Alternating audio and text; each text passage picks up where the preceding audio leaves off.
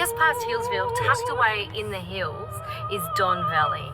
And you'll never guess, but we're going to a hazelnut farm. Look, I have seen almond trees in fruit. I've seen walnuts in fruit, but I've never seen a hazelnut tree. No, me neither. Yeah. I'm really looking forward. And I think it's called a grove. I think we're in for something quite special.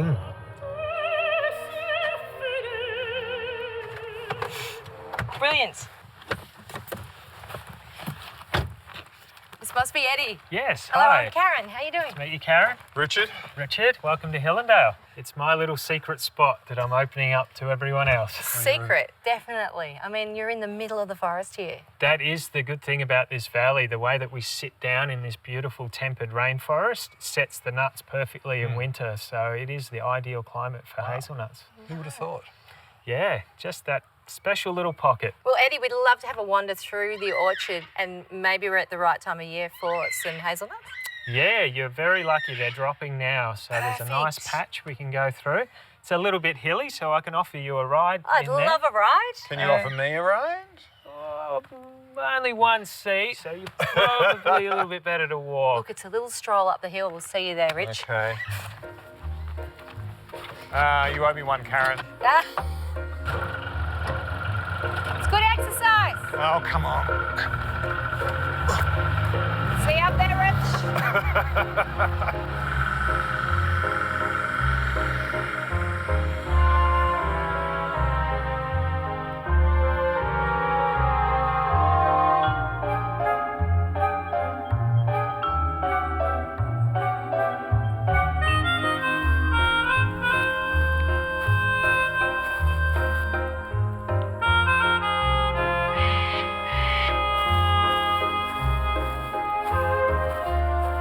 Well, Eddie, here we are in your beautiful hazelnut grove. It's just so serene and beautiful. I've just had no idea what a hazelnut tree looked like. They're not really clean trees, are they? They're like they're shrubby.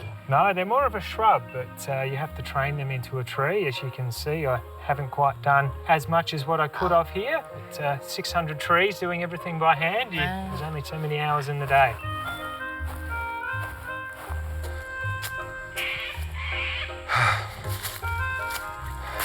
So, Eddie, excuse my naivety, but how does the process work? 'Cause most people wouldn't know. Yeah, they actually drop down, so they know when they're mature enough. This is actually right at the time when they drop. So we'll see them around in the leaf litter. You've just got to pick through. Oh. You're still coming up the hill, sweetie. How beautiful is it in here? It's like this little quiet little beautiful space. It's amazing. And you're here just in time to help us pick them up. Yeah, well, we're going to have I get all the good jobs. So literally we can have a little forage and see what we can find. Yeah, you can see the ones that have dropped this season. They're just a little bit shinier. This one's a good one. Yeah. So when they drop, is this part of the leaf around there green? Yeah, typically they're green and then they'll drop and dry out fairly quickly with some hot days. And we've had a few of them lately, so they're cured. Rich, I'm guessing you need a couple of handfuls for your recipe. Absolutely. We're going to do a beautiful hemp seed and nut protein ball. Right, well, let's get cracking. Let's go.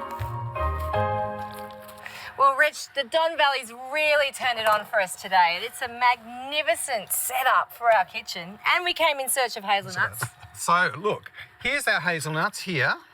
I cracked them for you, one by one. What are you making? So I thought this is the perfect place to make a hemp and nut protein ball. Delicious. Yeah. They are all the rage. I mean, they are a bit of a... It's not just about eating a treat. It's all about getting lots of nutrition into the protein ball, isn't it, Rich? Exactly. All right, so toasting these. Half a cup of cashews. So toasting the nuts really just enhances the flavour of the nuts, for especially in a raw protein ball. Yeah. I mean, you can use them raw, but I think it's a great idea. It adds more crunch and it brings out the flavour profiles in the nut. Yeah. So when it comes to induction, best to leave it in contact with the plate because induction tends to turn off as soon as you lift the pan. So just use a little bit of and you can see you get intense heat. Yeah, very which quickly. Scorches quite quickly. Yeah. Okay, the nuts are finished toasting. It couldn't get any simpler, Karen. This all goes in the food processor. Yeah. Can you give these a little bit of a chop? So these are the dates. Yep. How many dates? All of them? No, about 6. 6 dates. 6 dates. Now, the dates add a lovely sweetness to the protein ball, but also help with the binding, yeah? Correct. Dates chopped. Dates chopped, Chef. great. Straight in. Yep. 4 tablespoons of cacao. So another great natural food that's full of antioxidants. Okay, coconut syrup, Karen. It's got a lovely molassesy type sweetness. Adds another background flavour. I haven't actually used it before. Yeah, look. So if you didn't have coconut syrup, Look, I suppose you could probably use honey. honey, So a little bit of coconut oil, just to help bind all of that. and that gives a great flavour too. Yeah. About 2 tablespoons. And because I want this to be somewhere between a sweet and something healthy, I've actually decided to use orange oil. The orange oil will be a great background flavour to the cacao. Exactly. So it's not quite Jaffa, it's a little bit more adult, Okay. maybe. So look, it's drops wise. About 6 drops. 6 drops. Yeah. All right. Oh, we nearly had a butterfly in our protein ball. That would have been, there we go. A bit chewy. So I'm just going to pulse this a couple of times because I'm really chasing texture at the end of the day, basically. Instead of a smooth mix. Yeah. Yeah, I love that. Yeah.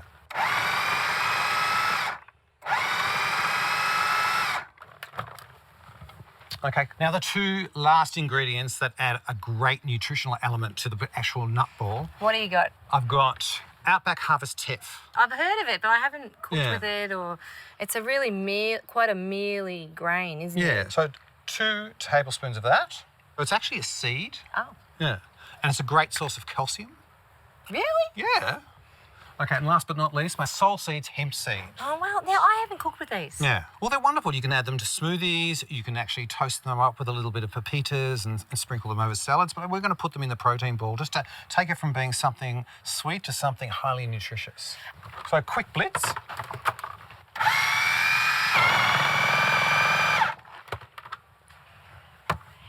That's it. That's it. Okay.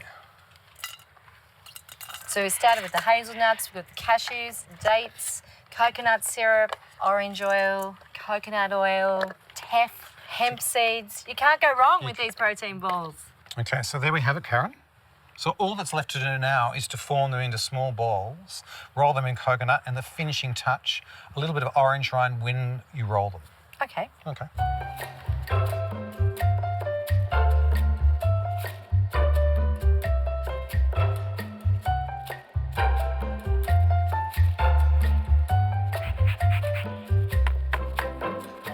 Rich, I think that's a brilliant idea with the zest in the coconut. Yeah. You just got to massage it through and make sure you distribute the orange rind, and then roll. Okay. Lucky last, Karen, out here in the Don Valley, beautiful use of local hazelnuts. So simple to make. It's our lovely hemp and nut protein ball. Ah, Rich, I'm just dying to taste. Oh, delightfully nutty. Great texture, hint of orange, highly nutritious and delicious. Thanks, Rich. Quite adult. You and your adult. Come on. It's not, why is it adult? I don't know, because why should kids have all the fun?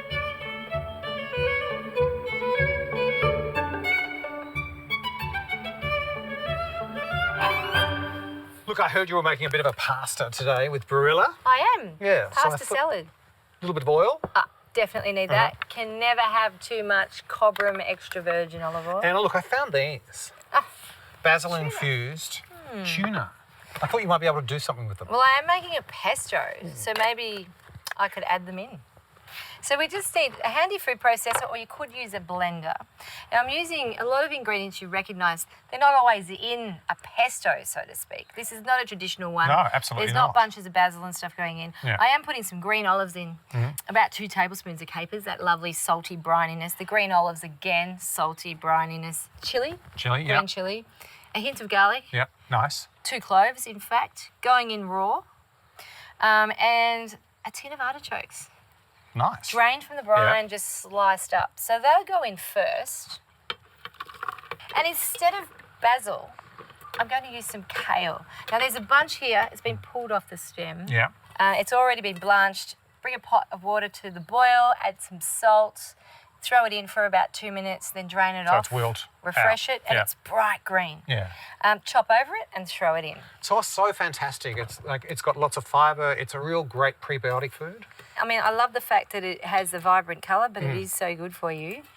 Okay. So seeing you've bought me the tuna infused with basil oil, there will be a little basil in the pesto. So just pop open a tin and then straight into the food processor too. So adding the tuna to the paste or the pesto like this, it will disappear. But I'll use some lovely chunks a bit later, garnishing. So it's just going to form the flavour, huge big flavour base. Of course, pesto normally has a nut, pine nuts in it. Today I'm going to use some almonds. I've got some sunbeam almonds here. And Rich, I did toast them off gently in a dry pan like you did for your protein ball. And I'm going to add a couple of handfuls in. And then turn this on and blitz it slowly, then blitz it fast. Yep. And add some of that Cobram extra virgin olive oil.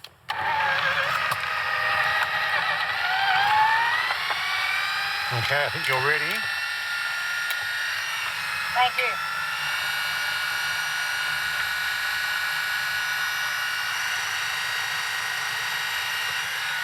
So, Rich, what we've got here is quite a homogeneous paste. I mean, it is a different colour to pesto because it's got tuna in it. It's slightly lighter, but it's going to be marvellous tossed through that cooked penne there. So ideally, you'll have some freshly cooked penne, which we do have. Pop a little bit of the kale pesto into the bottom of the bowl. Maybe I can smell a little bit of that basil. I don't know. I can smell a little bit, yeah. I'm getting a bit romantic there. So I'm being quite generous with this.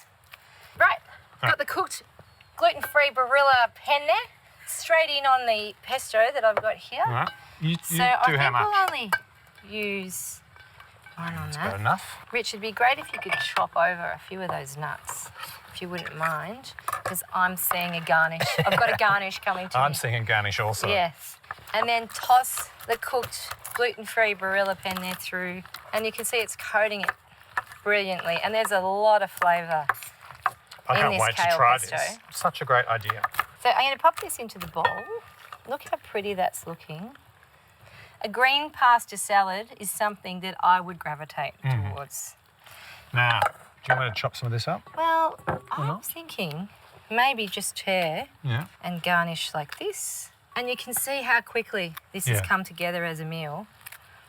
I think we need a good squeeze of lemon. A little secret when it comes to chopping and garnishing with nuts, I like to sprinkle over a little extra virgin oil. Okay, now toss the nuts in the oil Yeah. along with a pinch of salt and see how shiny they are Yep.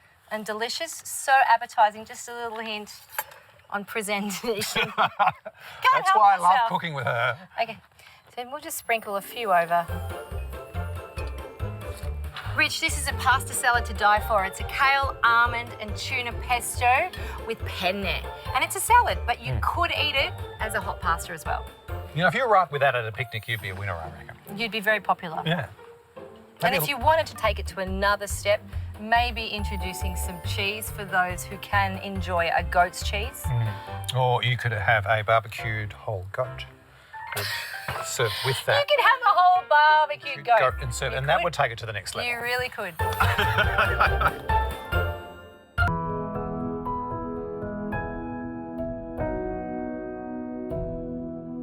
Okay, Karen, you're going to have the most succulent barbecued coconut turmeric chicken that you've ever had in your life. Oh, bring it on, Rich.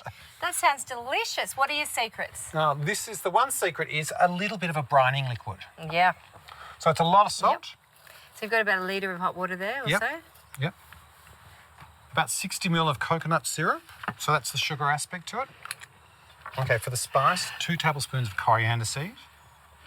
So your method is to spice up the brine. Exactly. Because the liquid's hot, that will leach out the flavour from all the spices that you add. Cumin seed. Same amount. Some garlic. I can do that. You can I can do do that. something. There you go. Okay, cool. Just That one? goes in. Yeah, about 3 big slices of ginger.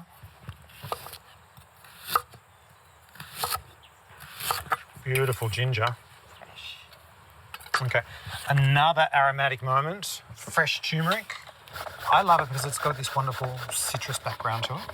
And it has great anti-inflammatory properties. Okay, and some lucky last, some coriander, roots and all. Stems and roots. Yeah. So really, if you've got them left over when you've been making another salad or picking coriander, just trim the roots off, give them a rinse, and into a Ziploc bag, into the fridge, in the crisper section, or even in the freezer for when you're making marinades and curries. Like this. Okay, so in here we've got our salt, we've got our coconut syrup, we've got our coriander, cumin, garlic, fresh turmeric, big wedges of ginger. And this is what it looks like afterwards. It'll go straight into the fridge for about 4 to 6 hours.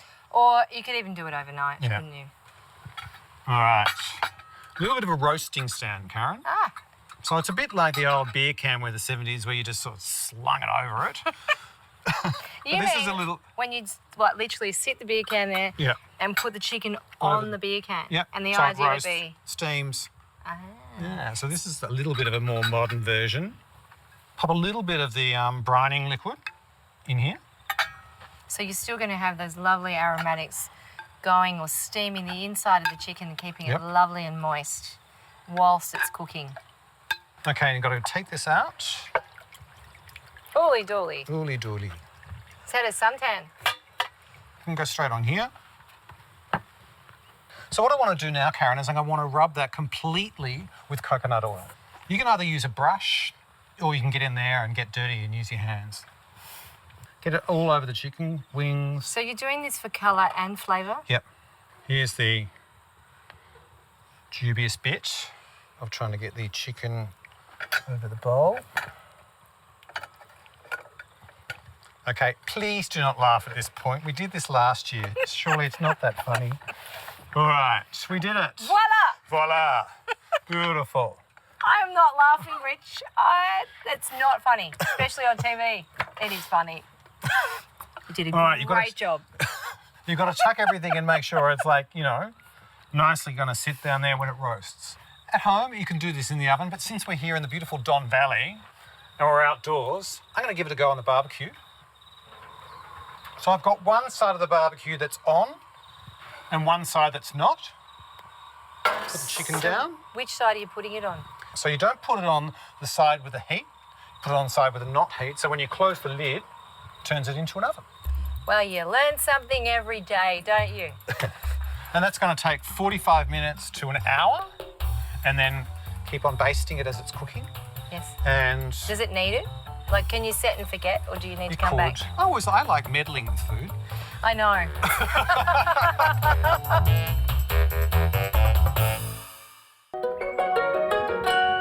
How long, Rich? Okay, 5 minutes time. Well, let's start making a salad. Beautiful. Apples, peaches, cucumber. And fresh herbs, mint, coriander. Beautiful. Well, I'll start chopping. Are you making a dressing for this salad? Yeah. Okay. The Modi apples. Great red-skinned apple. Sweet white flesh. Slight tartness there, but delicious in a salad like this. I was thinking maybe like a matchstick julienne. Great. Apple cider vinegar, about 2 tablespoons. Tablespoon of the coconut sugar. This is going to balance out the acidity with this. So we've got our Modi apple, we've got our cucumber, And a couple of peaches. and a couple of peaches. And then our salad should be ready to go. I'm going to break some herbs. Just imagining your chicken sitting up there, propped up in the barbecue, roasting. Look at this. That looks good, Rich. I think you should lift it out, Rich, because then Yeah. it'll just relax. Yep. And we'll be able to easily lift it off the stand. All right. So I'm going to mix my cucumber, my mint, and my coriander. And just maybe just pop it down, yep. and then we'll pile the apple and peach and ginger on top. Yep. Okay. Hey, How do we want to do this? There's really no easy way, is there? Okay, no. Look, I think I'm going to give you a hand. Okay. I'll hold this little bird up, Yep. and you try and manoeuvre Maneuver. the rack out the bottom. Okay. Oh, that came out. Oh, and the cup No. got stuck. Hang on a minute. It's coming. Okay. Oh, there we That go. was a bit tricky. Look, Rich, I think it'd be better if we just carve this little chook up a bit. Yep. Maybe in half. Yep. Do you Okay. think? Absolutely. Like that. Okay. And then look at him. There we Oh, beautiful. Rich, if you can get some of those juices ready to glaze this beautiful bird. It just smells so divine. I wish we could share it with you. There we are. Yeah. Oh, chili flakes. Just a little bit of heat in the background. I'm imagining these flavours. Yeah. They're quite divine. Okay. So a little bit of the dressing over the top. Yep. Apple cider vinegar, coconut syrup. You've got the ginger, the peach, the apple. Think of the flavours in the chicken itself. I know. The turmeric, ginger, a touch of spice. Salt, the coconut sugar. You are a plater extraordinaire. You know that, Karen, don't you? Well, you know, sometimes when you want to take a dish to the table, you want to showcase your hero ingredient, which is the Bannockburn free-range chicken. It's been spiced, brined, roasted. This guy's living it up in flavour. Okay, so that's our fantastic barbecued coconut turmeric chicken with an apple and peach salad. Oh, Rich, that beats chicken and chips any day. Absolutely, chicken and peach. For this recipe and every other recipe we do on the series, head to intolerantcooks.com.au and you can download anytime.